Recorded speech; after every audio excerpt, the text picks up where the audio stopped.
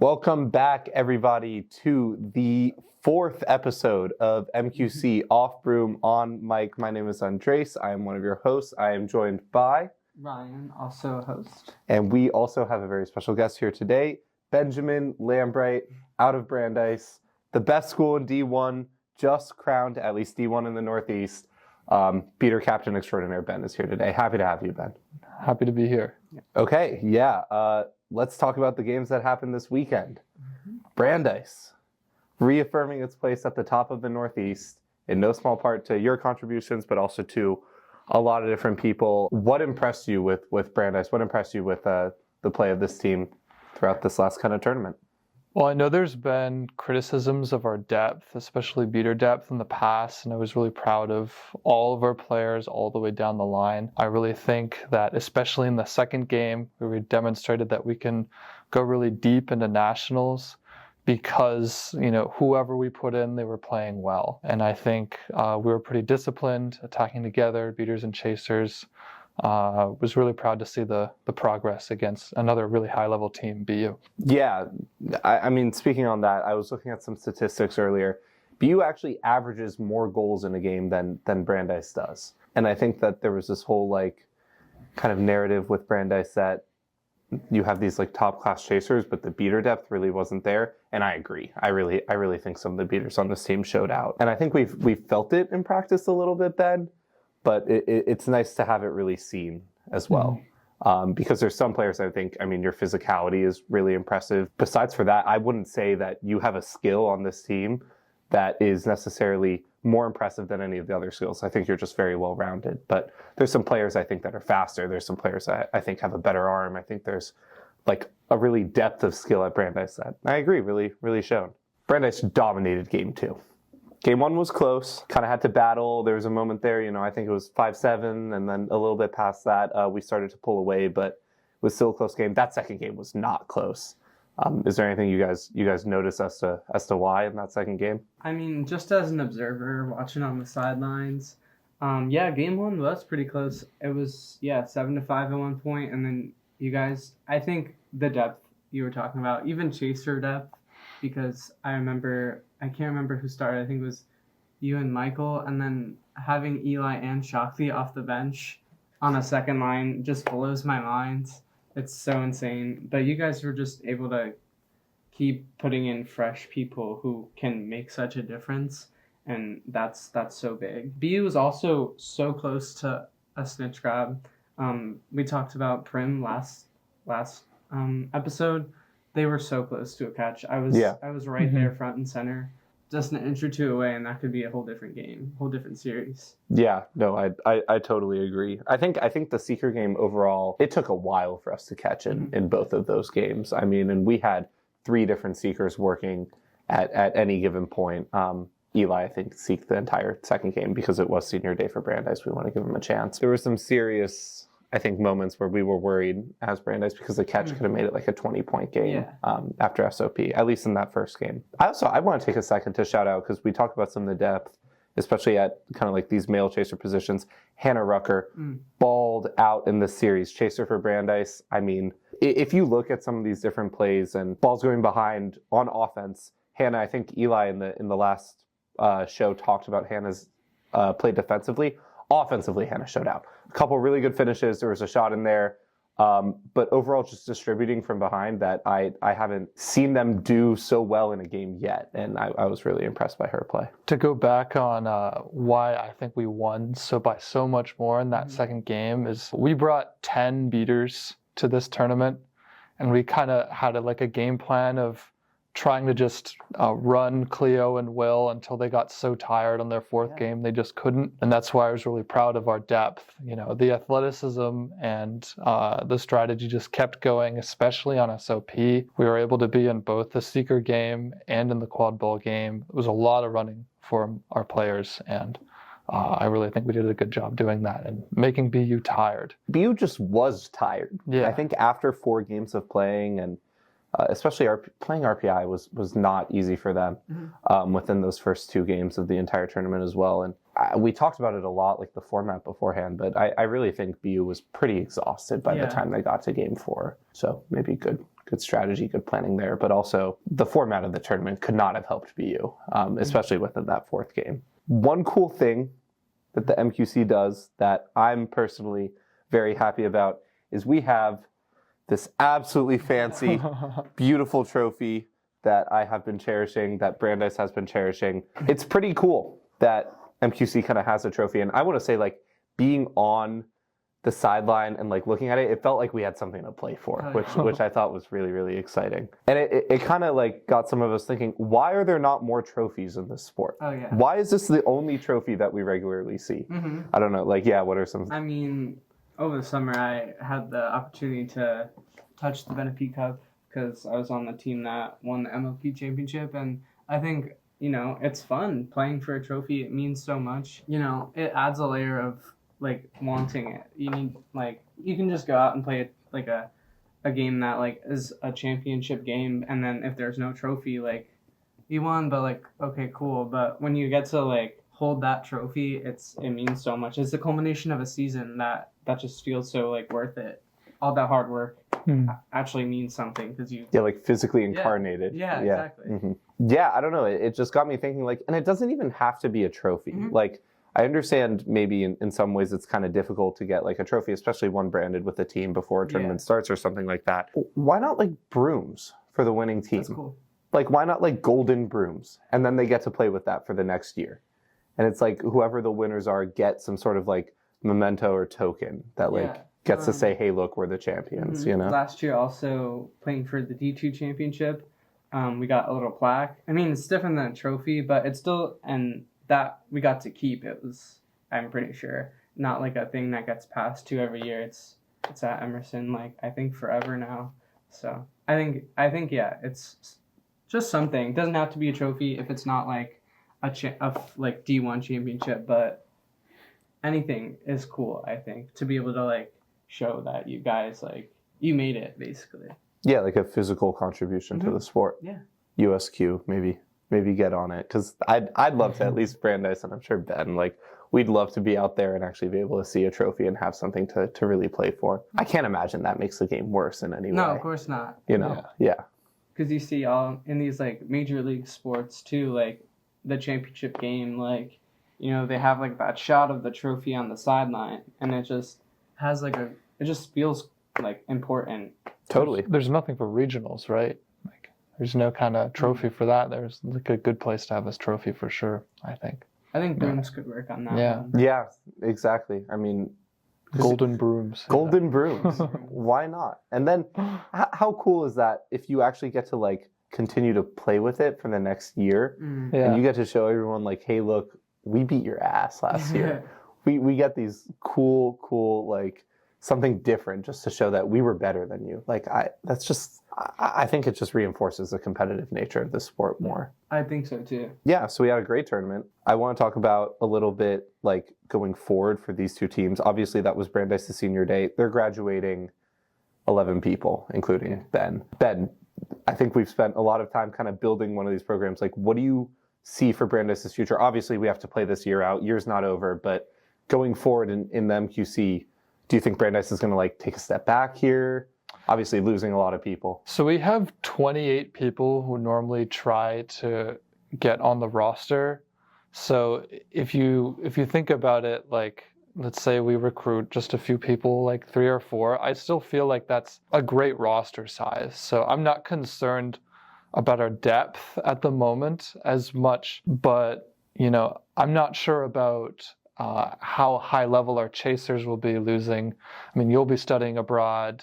We're losing Caitlin, Eli, Shakti, the list goes on. I actually really think our beaters are still going to be great, you know, with our newer players, Nick Kazur, Matan Schwartz, Ryan Callahan, all non-male players. I'm really confident in our beaters. But with chasers, we'll see. I think with some key recruiting and, you know, players like Oren Weinstein, Hannah Rucker continuing to get better, I do think we have a shot of winning D1 MQC again next year. I agree, and I'll be there. You know, I'll be battling as much as I can, and hopefully, I think a lot of the seniors that are graduating still want to be affiliated with the team somewhat. So I think there'll still be like a pretty good coaching and support system for Brandeis too. Yeah. What about BU?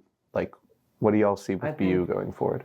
I'm really high on this BU team. I mean, they are graduating Cleo, and I actually don't know how many other seniors are on that team. It's a very young team. I think they have a lot of juniors. They're a step away. I think next year they could be where you guys are, because they have a lot of depth. I think they're a year away from being like a really top team. They are still very good, very experienced, especially with beaters, Cleo and Well, and a lot of their chasers too. But I think next year is BU's year, so like a year from now, I think we might be talking about BU as D1 champs. We'll see. Interesting. Yeah, I think the gauntlet has definitely been thrown down. Yeah, I and think so. if I'm BU after this tournament, I'm thinking the whole time, man, I hate Brandeis. I want to beat Brandeis. I want to be in that same position next year and show them what's up. So yeah, I think a lot to look forward to there as well. And I think that's great for the sport and for the state of MQC too, having new rivalries or having reasons to play, keep going. Quality quad ball will keep happening even if your seniors graduate. Yeah, totally.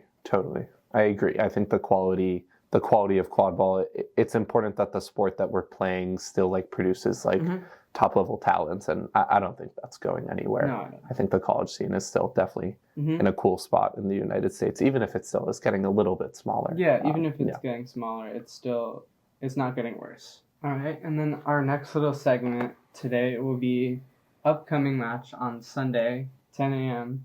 at Harvard. It's the D1 relegation. We have Emerson versus Harvard, and the loser will have to go back down to Division 2, and the winner gets to like stay in Division 1.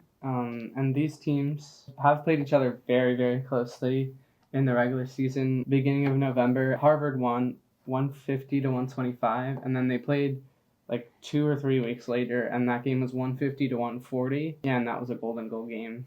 Emerson, Harvard have played each other very closely this year, so it should be an exciting matchup. Best 2 out of 3 to see who gets to like stay alive in Division 1. Yeah, totally. I think we have a lot to look forward to, especially watching that last game, the one where it was 140 to 140. Oh my God. In that game, fun fact, Harvard committed a foul right as Jonathan Naum, the Emerson seeker, caught to win the game.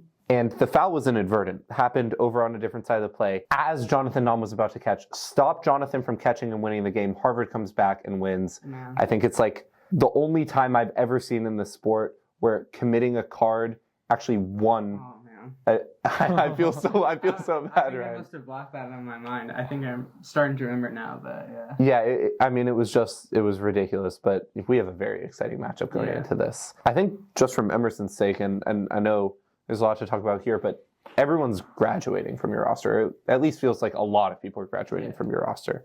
So, I mean, what would it mean, I think, to you to stay up in D1? To stay up in D1, I think it just proves that we deserve to be a D1 team. I mean, last year we got bumped up to D1. Obviously, that was in no small part to our seniors. They helped us a lot. Or they were juniors, now they're seniors. But to stay in D1, it means that it wasn't a fluke, that we are a good team, a good program, and we deserve to compete against the top teams in Division 1 in Massachusetts. I mean, I'm a Loontown fan. Up the town, come on, you Hatters. But yeah, they got relegated from the Premier League last year, and it was not exciting at all for the fans. So it's definitely a lot to go for. What do you guys think are some X factors heading into these games? What are the players? What are the plays? What are the situations that can make a difference? Well, I know Harvard's roster was, I guess, a little bit unexpectedly small coming into regionals. I'm wondering if they bring back some of those players, like beaters like Ian Polk. I think that could mean a lot. That's Ian's a really good player, and I think even just one of those players being there could change the game. I know a lot of your players are in California right now, and it's influencing you all as well. So it really depends on the rosters, I think, for this. Yeah, I'm pretty sure both Ian and Lance Bay won't be playing for Harvard at this tournament. I don't know how confirmed that is, but I think it's pretty confirmed. I think the big question mark for Harvard still is Jess Lee. I agree. Is Jess Lee able to contribute meaningful minutes to this Harvard team right now? Because that's an X factor right there. Yeah, because a healthy, peak Jess Lee is a game changer. I think no matter what, it's not going to be peak Jess Lee, but we saw Jess playing a little bit at regionals. Even an available Jessley who can put in a lot of minutes will still be a game changer. Yeah, and I think there's been this Harvard, I don't want to call it a fall from grace maybe, but you're coming off a championship, a USQ championship, and really an incredible tournament run by them, and now possibly getting relegated to D2.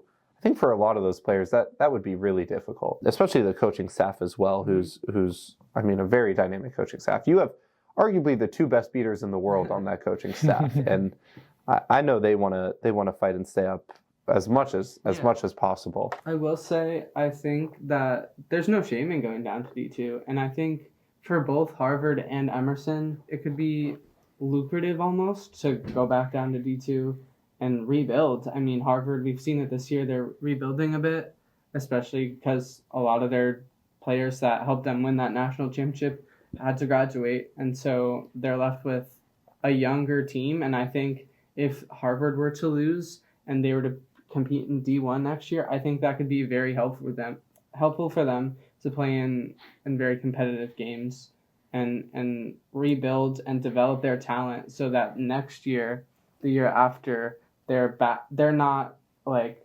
at this point again that they're competing for a national championship like they have been. And the same thing goes for Emerson. If Emerson is relegated to D2, I don't think that's horrible. I think it's a chance to continue to develop talent. We only have 2 rookies this season, but like next year, if we have a good recruiting class, develop them so it's not high pressure games Division 1 that they're playing in. They're playing in Division 2 and they can develop their skills, and then we can be good for the next year. Either way, if you win, yeah, you get to stay in D1, but if you lose, you have an opportunity to continue developing your talent and rebuild. And I don't think either of those two options are horrible. Yeah, I also think when a team gets relegated, it sets an achievable goal. Mm-hmm. When you're a D2 team in Massachusetts, your goal should be, I want to get back up. Yeah. I want to get back up to D1. And that's possible for a lot of D2 teams. I think the D2 race is pretty unpredictable every year. Oh, yeah. It's kind of exciting to watch which teams are going to get promoted. And of course, we'll talk about that later. It's a whole different episode. But I agree. Like, setting up next year, less expectations for a squad, I think could be very helpful for development. Especially myself, I played my first year under D2 Brandeis, and we won that D2 promotion battle against Middlebury, and that felt really good. It was a taste of like really being able to achieve something. It was something to work for. There's still some challenge in D2 too. Like, Middlebury is a very good team. Oh, for sure. And if they stay in D2, like, that's going to be a really hard team for like almost any team in Massachusetts to play still. Yeah, I agree. Brown as well, depending obviously in what happens in that series. But D2 in Massachusetts has been an interesting field overall. It's interesting because you end up seeing like a lot of gameplay that I think is a little bit different from like the national form of how we play this game maybe. And it's just kind of exciting to see how like different players take on the game, I think. With that being said, I think in order for either one of these teams to stay up, it's going to have to come through their beating core. Yeah. No shame to you, Ryan. You'll score plenty of goals. But I think Janie and Peyton, they're only playing 2 games. Yeah. Like, I know Emerson has a smaller roster, but y'all are only playing 2 games. If you've played plenty more in tournaments and put up very respectable score lines. I'm looking for Janie and Peyton to dominate Harvard. An injured Harvard without Ian Polk and with a kind of half-injured Jess Lee, they got to step up, I think, majorly here if Emerson wants to stay up. And I think they will. I think they've proven that they can rise to the challenge and that they are arguably in the top upper echelon of beater pairs in this league.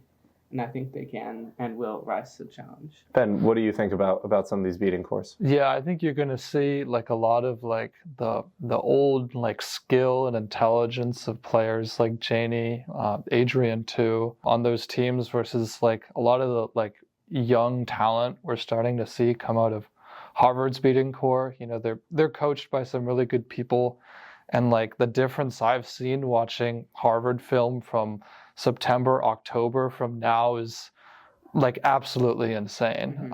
So I think, you know, Emerson's beater core shouldn't come into this cocky, but I do think they should be able to really have an advantage in the beating game. Except for Max Semigran. If Max Semmergren is able to play these games, I'm a big Max Semmergren supporter from playing with him on Forge, and I think Max brings a level of just such a dynamic player to add to the pitch. So we'll see how much Max plays. If Max plays, it's been a little bit iffy seeing that throughout the year. So I think that could be a big factor as well. Ryan, you're going to be playing without Daniel. Yeah.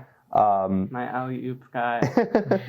Yeah. What are some strategies you have kind of going into this game, at least chaser-wise? I don't know. Try to not revealing too much.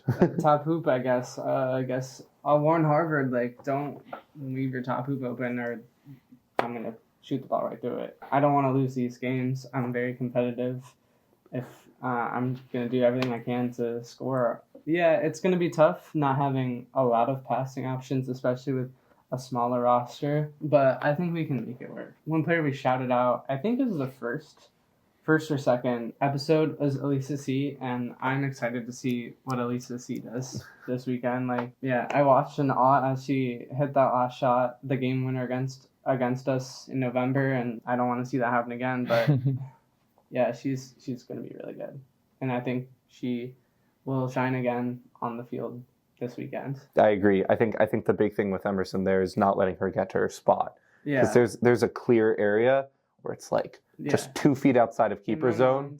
I know exactly where it is right now. And yeah, like whatever level of physicality I think it takes to get there, like getting a hand on the shoulder, knocking a player off of that angle where they have that kind of direct shot, making that extra play where it's going to be harder for them. I think with only 2 games, Emerson's going to have a shot to put in that extra effort and not have it like penalize them later. Okay, I feel like we should just get into predictions here. So Ben, we'll start with you. What are some predictions heading into these games? Well, I agree that it's going to be a really, really close game. I think flag catch is going to matter a lot here. And I know Jonathan Lenam will not be coming. And so I see Harvard more likely to catch that flag. And I think that could potentially be what wins them this game this weekend. Yeah, I don't know. I agree. Obviously, the loss of Jonathan is going to be rough. I do think Megan Brown is wholly capable of catching. I think it depends on the snitch or the flag runner as well. Like what type of flag runner is out there, how it compares and contrasts with some of the different styles of seeking that we see from either team. So I don't think it's a sure thing that Harvard catches, especially because I don't really know who's been the Harvard seeker so far. It's like I've seen Cole get a few looks, Cole Tibbs. I've seen a few different players get a few looks, but it'll be interesting to see what both teams throw out there on seeker. I have Harvard taking the series because I think the loss of Daniel is really rough, Daniel and Jonathan. I do think Emerson takes a game. Because of that, having to play in 3 games instead of 2, that third game might be a little bit rougher. So I could see Emerson coming out here and taking the first and making a shock and taking the second. But Harvard, I've seen more development throughout this year. I don't know if this is a prediction I would have made at the start of the year, but I think it's a testament to their coaching, and they're going to come out here and prove that they're capable of staying up even with a completely different roster. Ryan, I have a feeling I know what your prediction is going to be. I guess obviously I'm going to predict Emerson's going to win. I think I can see it going to game 3 too. I think we have the squad and a good squad, and I think we can manage to outlast Harvard. I think it will be very close, like I said in the beginning of this segment. Like the first 2 games we played against Harvard, 20 points and 10 points. I think each game will be so close. And yeah, I think it could come down to a snitch grab every game, but I do believe in Megan Brown too. So yeah, I think definitely in 3 games, I think Emerson will be able to stay up in D1. I think we have an exciting series no matter what. I agree. It's always fun to play games at Harvard in the spring. You got a certain air about it. I'm gonna be there. Cheering both teams on. Excited for some good quad ball. When I felt spring in the air, I just felt that quad ball. Something in me just really wanted to play quad ball after a little bit of no practice all winter. So, and it feels like nationals is like just around the corner. Oh, it's right there. It's right there. And also for Emerson, I think even if we aren't able to win this weekend, I think a lot of us are also looking ahead to nationals where we will have a full squad. And even if we are relegated to D2, I think a full squad Emerson with subs for everybody will do a lot in D2 in that bracket. I think we could be a contender for a championship. This weekend, if it doesn't go our way, we have something to look forward to in a few weeks. Yeah, I'm so excited for nationals. I'm so excited. We got a lot to talk about there too, but we'll save it for a different episode. But believe me, we're thinking about it. That's all we have for today. Thank you to our guest Ben and my host Andres. From Brandeis, this is MQC Off-Broom. We'll see you next week, or we'll see you at Harvard, 10 a.m. for Harvard versus Emerson. Thank you.